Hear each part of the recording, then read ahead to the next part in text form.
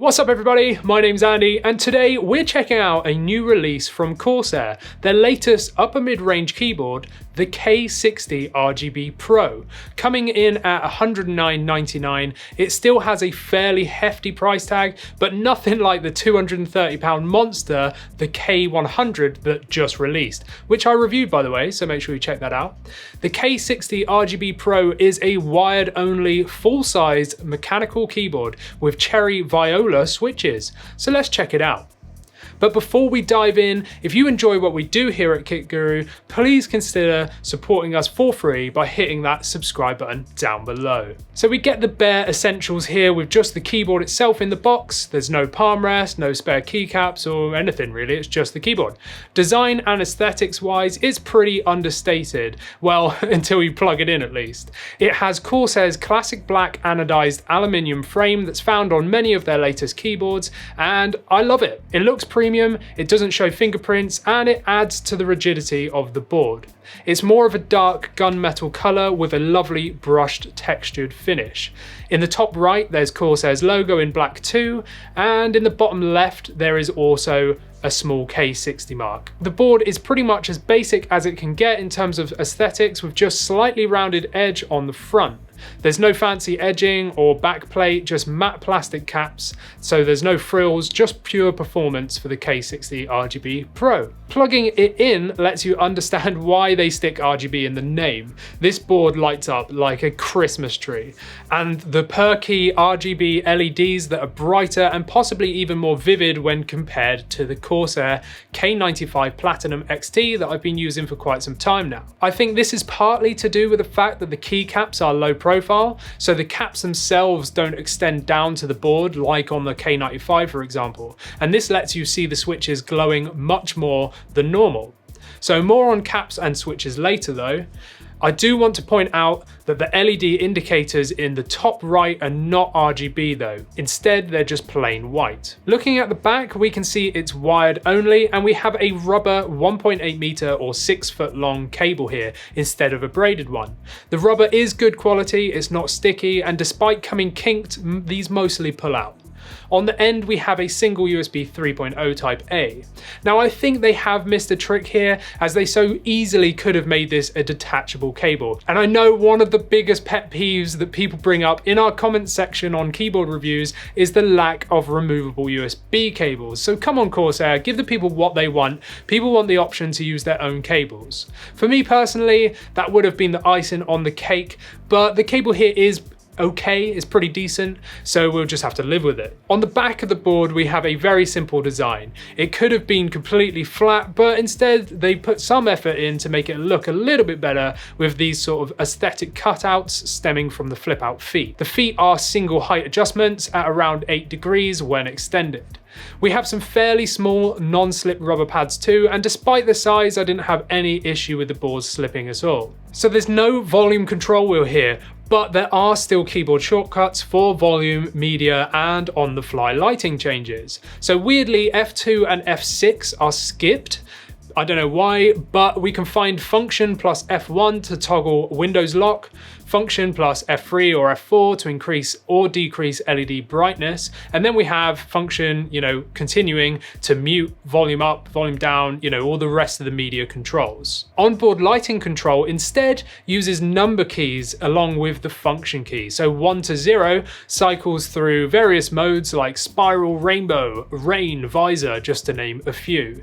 You can reduce or increase the effect speed with hyphen and the minus key along with function of course. You can rotate effect left or right with the square brackets and function of course.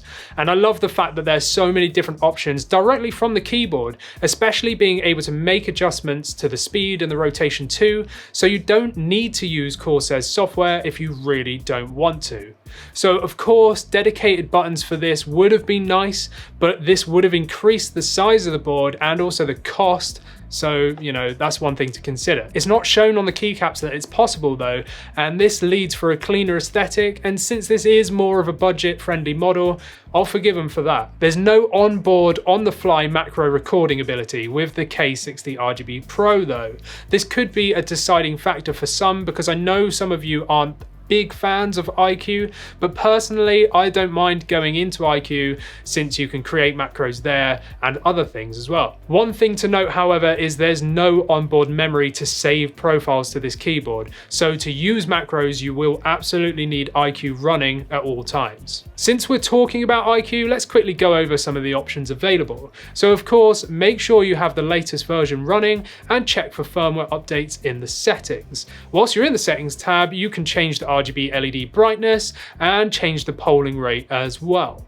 Going over to the keyboard section, you can create macros via the Action tab, and you can do all sorts of things with this. Underneath is lighting, which syncs my current settings over to the K60. Hardware lighting lets you change and configure the lighting effects saved onto the board, so you can make any adjustments that you want to here. Finally, the Performance tab lets you disable extra keys when Windows Lock is enabled.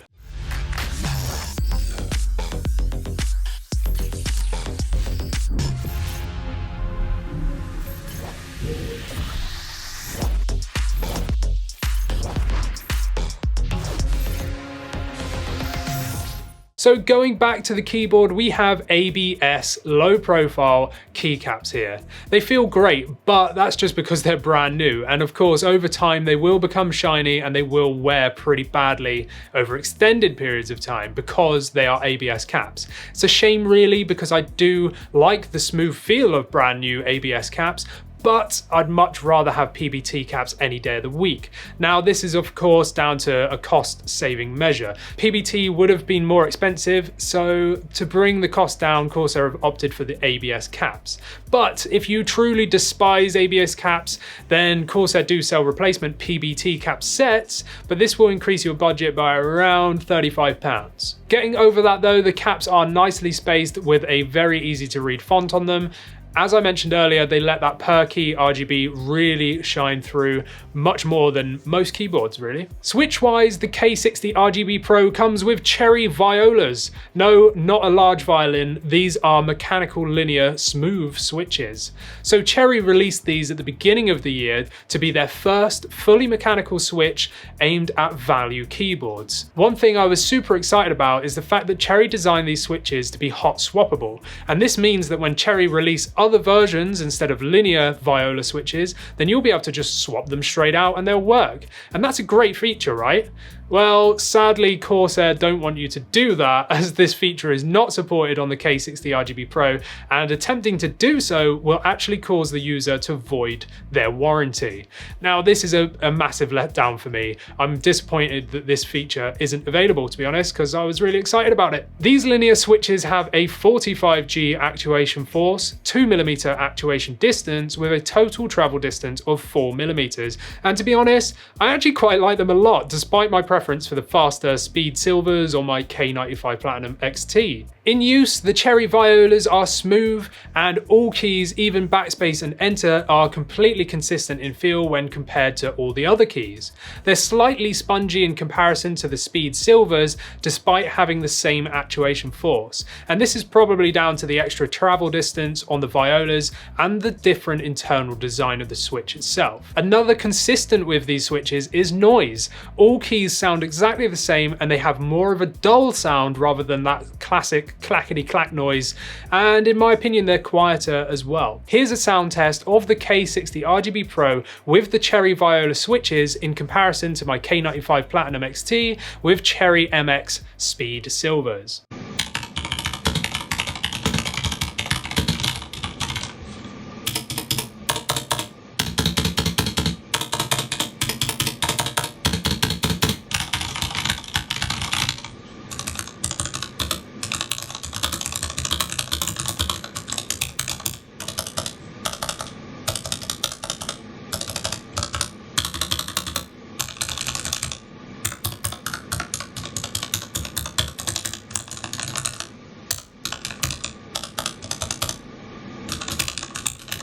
In use, I found the Violas actually quite nice to type on. They return super quickly, and I could still easily type fast without missing a key or double pressing one. Gaming wise was the exact same. I had no issues whatsoever, and it was a really good experience. Paired with the fact that the K60 RGB Pro has a 1000 Hz polling rate, 100% anti-ghosting, and full N-key rollover, the K60 RGB Pro isn't short on the essentials for a superb gaming experience. Now, some of you will notice the smaller control and shift key, and this is our standard bottom row layout here for the UK. Some keyboards like the Asus ROG Strix Scope offer the larger keys, but that's just a personal preference. Build quality wise, the K60 RGB Pro is absolutely solid. As I mentioned, it has an aluminium frame and the rest of it is sturdy plastic. The edges of the metal faceplate are super smooth, and even on the corners there's no sharp edges. Pressing down hard in the center saw little flex, and giving it a thorough shake, it's absolutely 100% silent. The keycaps do not move at all, even when running your finger gently over them, and I'm impressed because I certainly wasn't expecting that on a mid-range keyboard. Here's a sound test for you to hear for yourselves just how quiet the K60 RGB Pro really is.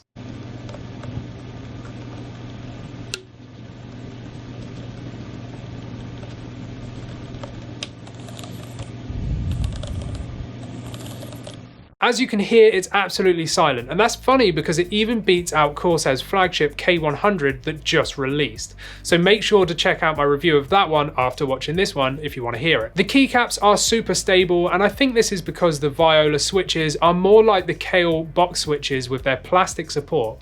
If we compare here to my Cherry MX Speed Silvers, the caps are attached to the tiny plastic crosshair stem, whereas the Violas have the crosshair stem and a large box surrounding. That is definitely aiding its stability. In conclusion, I'm impressed with the K60 RGB Pro, the shortfalls for me being the non-detachable cable and the lack of PBT keycaps. The biggest disappointment is the lack of the hot swappable feature from Cherry's Viola switches. It is on the higher end of the pricing for the mid-range keyboard, and it even has Pro in the title, so they could have made it just that bit better with a few small tweaks. Bear in mind though that for just a little bit more in your budget, you could get yourself an Asus ROG Strix Scope for around the £125 mark, or even Corsair's own K70 Mark II for just £20 more than the K60 RGB Pro.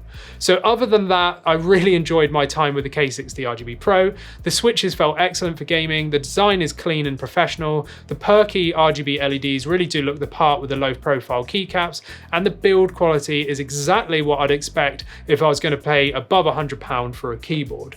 But what do you guys think of this brand new keyboard? Let us know down in the comments. If you've enjoyed this video, hit the thumbs up, subscribe, ring the bell, check our merch out down below, and remember to check out our website daily for tech news. I'm Andy, this is Kit Guru, and I'll see you in the next one. Thank you for watching.